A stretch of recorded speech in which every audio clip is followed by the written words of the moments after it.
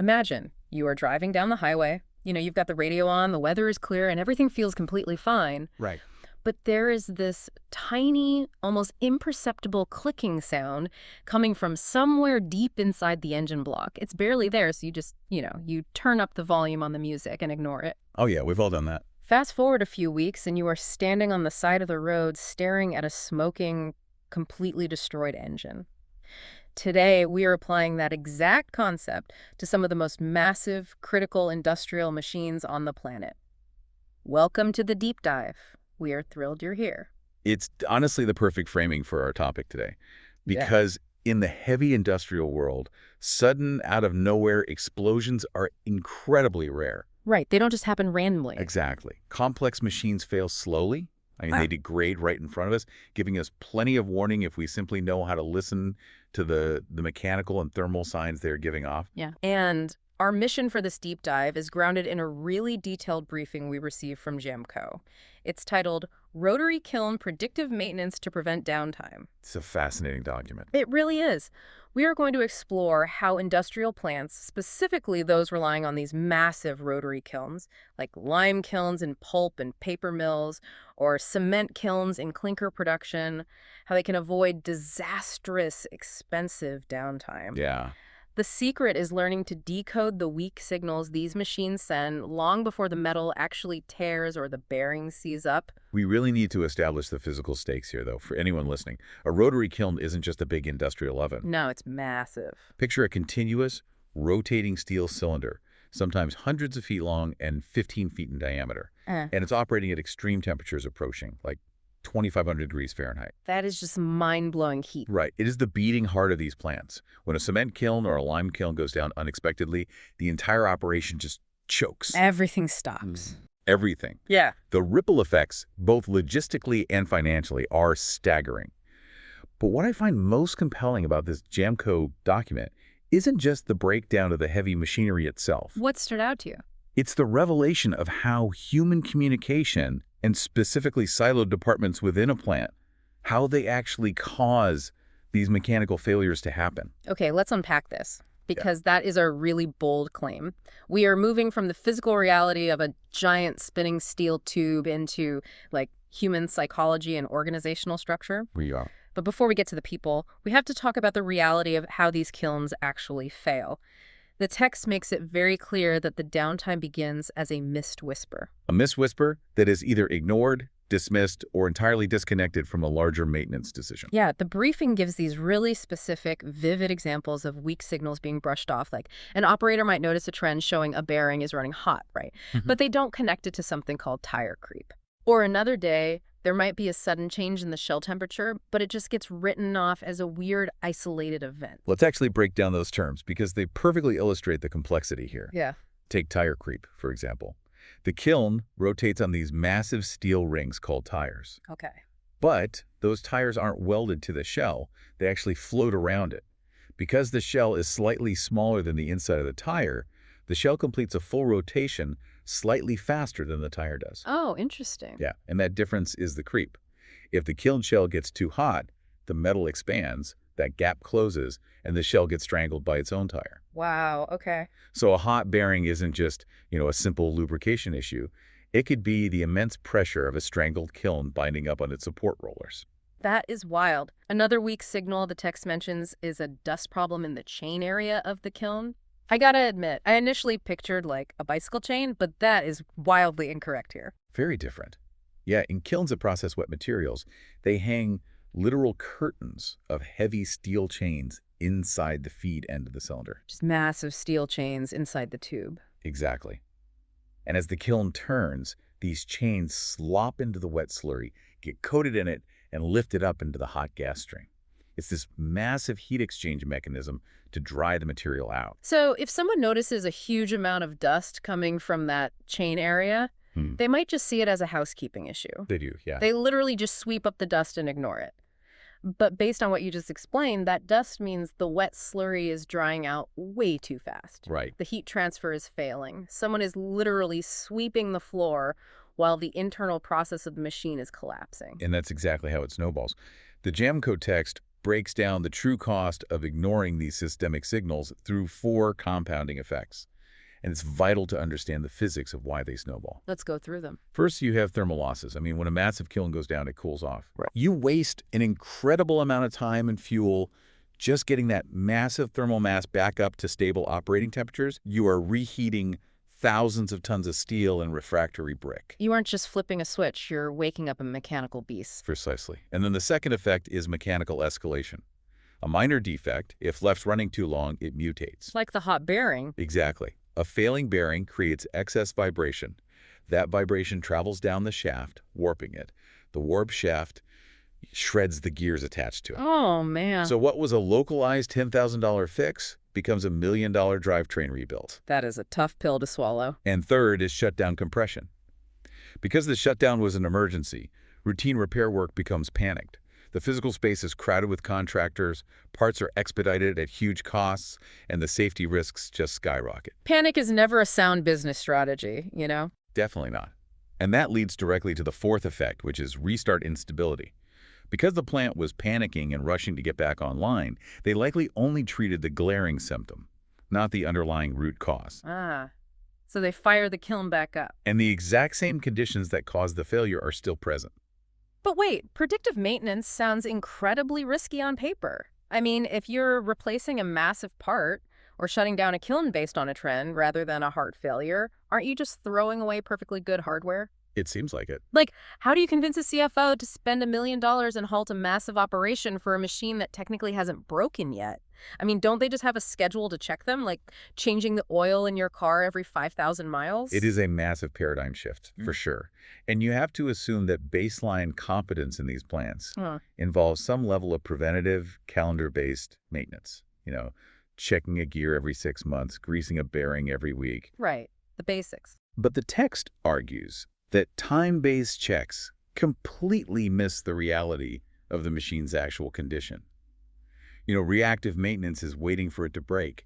Preventive is guessing based on a calendar. Predictive is acting on actual condition changes. So you aren't pitching the CFO on replacing a good part early. Exactly. You are showing the CFO data that proves the machine is actively destroying itself right now, and that shutting it down now will cost $1 million. Whereas waiting for the catastrophic failure next month will cost $10 million in lost production and mechanical escalation. Which brings us right to the complexity of the kiln and that domino effect you hinted at earlier. Because if predictive maintenance is clearly better, why don't plants just do it? Because it's hard. Yeah.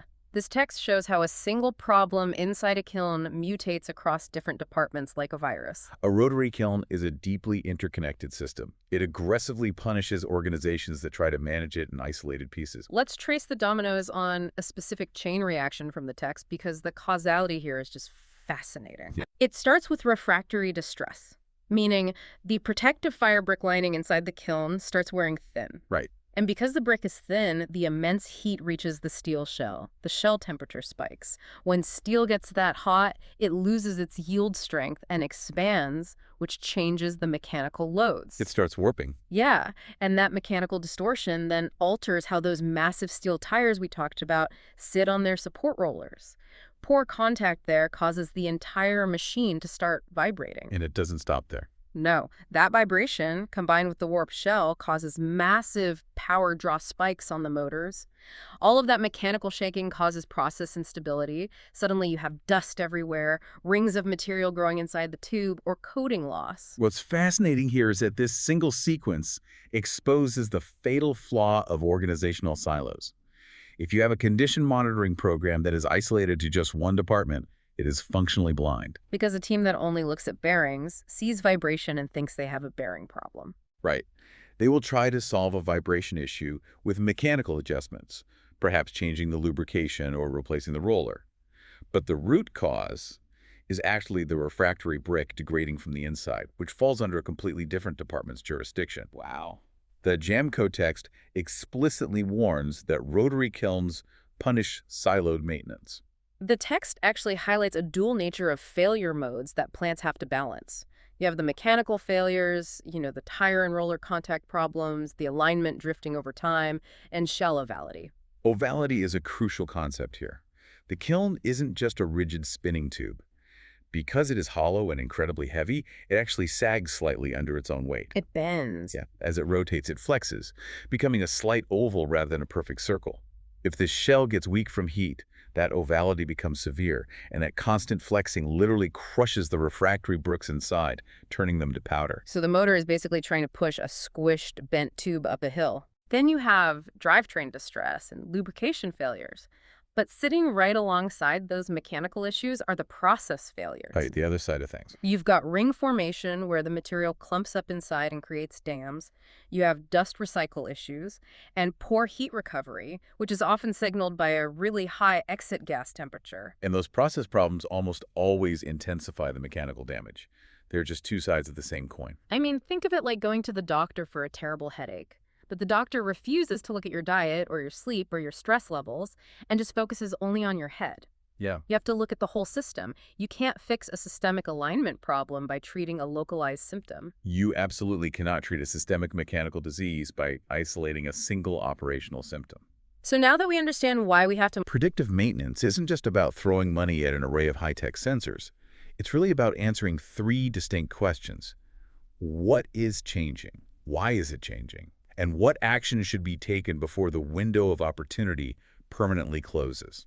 The text provides a pretty concise list, actually.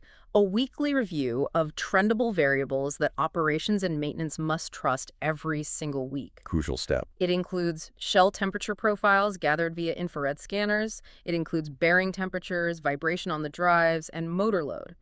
They also measure how the kiln is thrusting, its contact patterns. Thrust is critical. Yeah. Kilns are installed on a slight incline, usually a 3 or 4% slope, so gravity helps move the material through. Right. That means thousands of tons of steel naturally want to slide downhill.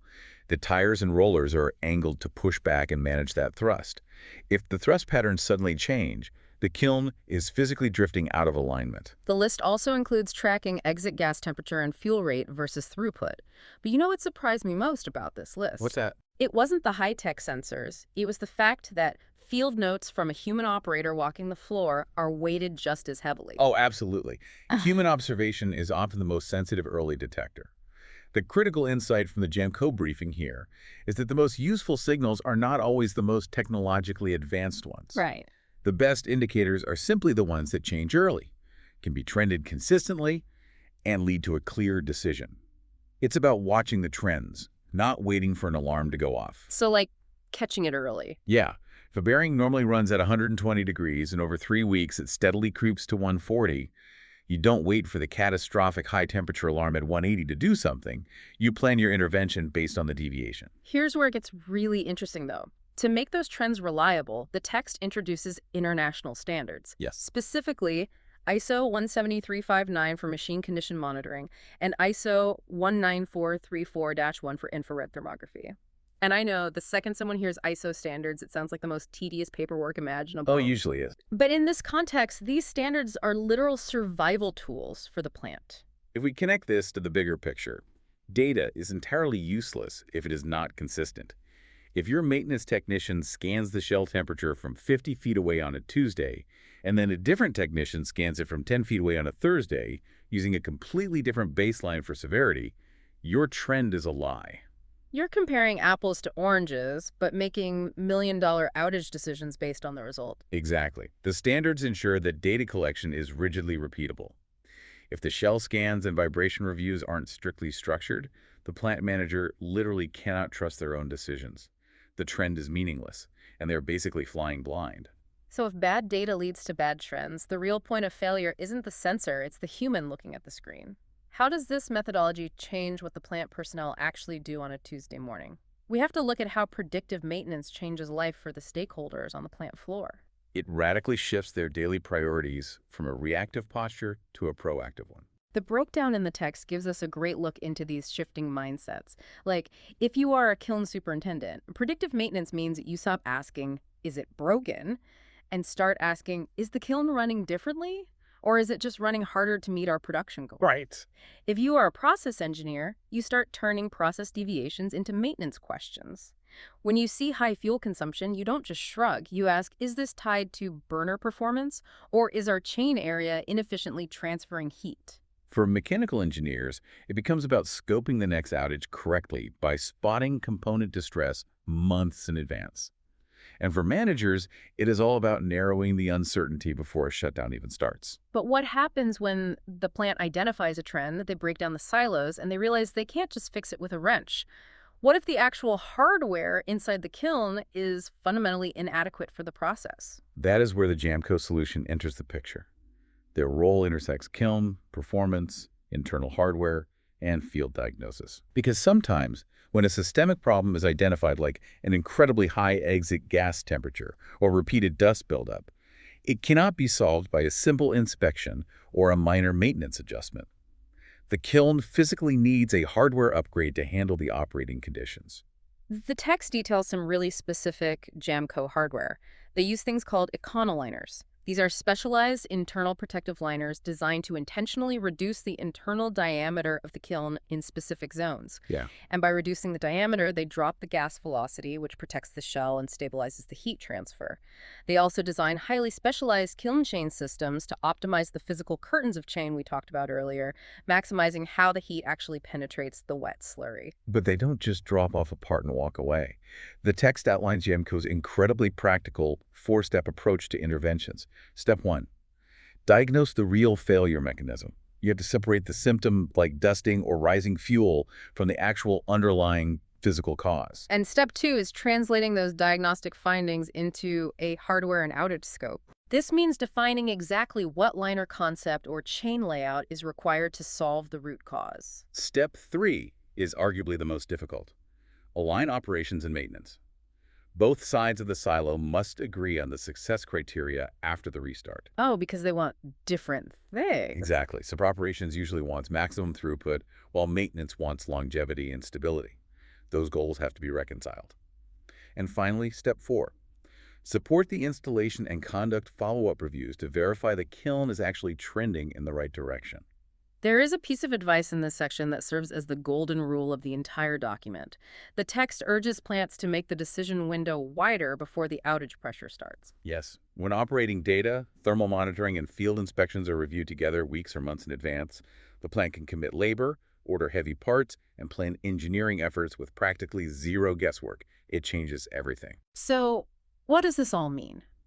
If we synthesize this entire Jamco briefing, the core thesis is that predictive maintenance is not fundamentally about avoiding broken parts. It is about changing the timing of a plant's decisions. That on. It gives teams the power to act on evidence while they still have options before the worst possible day arrives. Because in these massive lime and cement kilns, everything is an interconnected web. A heat transfer problem in the chain area becomes a fuel problem. A fuel problem creates process instability. Right. That instability causes mechanical drift and ovality.